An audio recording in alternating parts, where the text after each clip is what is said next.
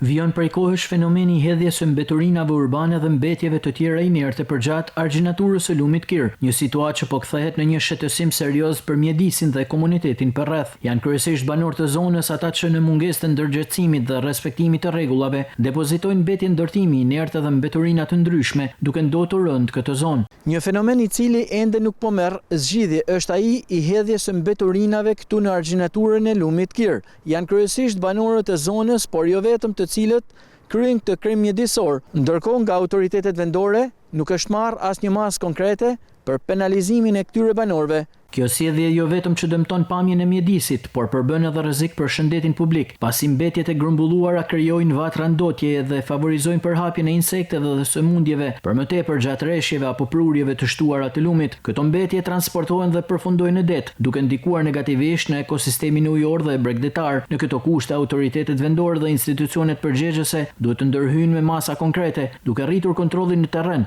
vendosur gjoba për shkelësit dhe organizuar aksione pastrimi. Njëkohësisht, është e domosdoshme edhe rritja ndërgjetësimit të banorëve për rëndësinë e mbrojtjes së mjedisit në mënyrë që kjo situatë të mos përsëritet, dhe argjinatura lumit Kir të ruhet si një hapësirë e pastër dhe e sigurt për të gjithë.